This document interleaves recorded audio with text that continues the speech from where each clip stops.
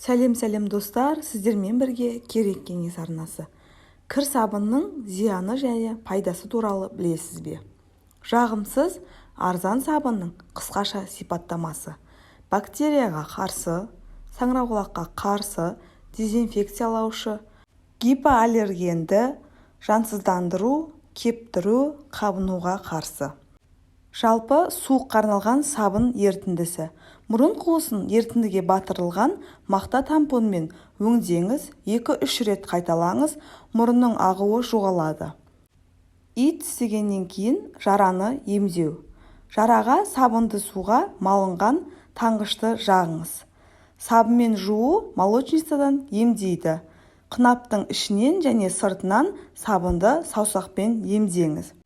Көптеген гинекологиялық ауруларды емдейді, яғни жуу үшін қолданады. Аяқтың саңырауқұлақ ауруын емдейді. Терінің бетін йодпен өңдегеннен кейін зардап шеккен аймақтарды сабынмен және щеткамен жуыңыз.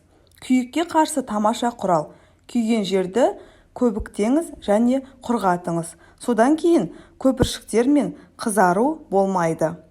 Іш қатуға қарсы іш жүргізетін дәрі: штангадан 2-3 см ұзындықтағы жұқа тілімдерді кесу арқылы сабын шамдарын дайындаңыз. Іш қату үшін анусқа енгізіңіз. Аяқтың жағымсыз иісін жояды. Ұйықтар алдында аяғыңызды тұрмыстық сабынмен, салқын сумен жуыңыз.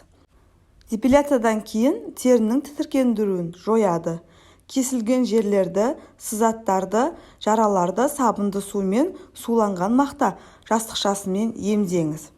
Бактерицидтік әсерге ие, ол безеуді кетіруге көмектеседі. Теріні жиналған май мен шаңнан тазартады.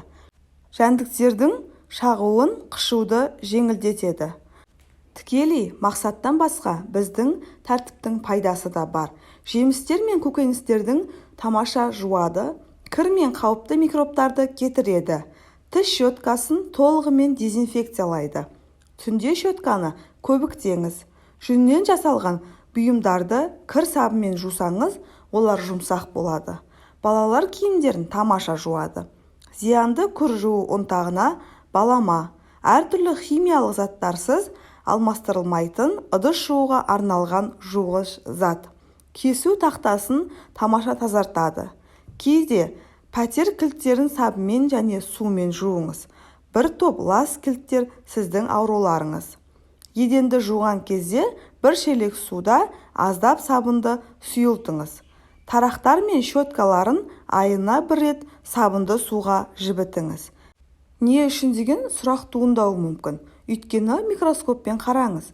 Сіз өлі тері таразыларының тауларын көресіз. Порошок жоқ па? Шығудың жолы бар. Кір сабынды үккіштен өткізіңіз. Алынған сабын жоңқаларын ұнтақ бөлігіне немесе тікелей барабанға салыңыз. Ыдыс сүлгілерінде ескі дақтарды кетіреді. Ылғал сүлгіні тұрмыстық сабынмен көпіртіңіз. Оны байламай пластикалық пакетке салыңыз. Содан кейін орамалмен қапты микротолқынды пешке 1-1,5 минутқа салыңыз. Өзіңізді күйдірмеу үшін ыстық қаптаманы қысқыштармен алып тастау керек. Кір сабынның зияны: оның құрамында көп сілті бар. Жеке төзімсіздік жағдайында қарсы. Жиі қолдану терінің құрғауы мен қабыршықтануын тудырады. Шырышты қабатқа тітіркендіргіш әсер етеді. Егер сабын көбігі көзіңізге түссе, оны сумен жуыңыз. Достар, өздеріңіз көріп отырғандай, кір сабын бар болғаны тиын тұрады, бірақ ол баға жетпес құнды. Оны үнемі сатып алу арқылы сіз химиялық жуғыш заттарды айтарлықтай үнемдейсіз. Сіздің жайлы үйіңізде әрқашан сиқырлы сабынның бір бөлігі болсын. Оған бірнеше рет рахмет айтасыз.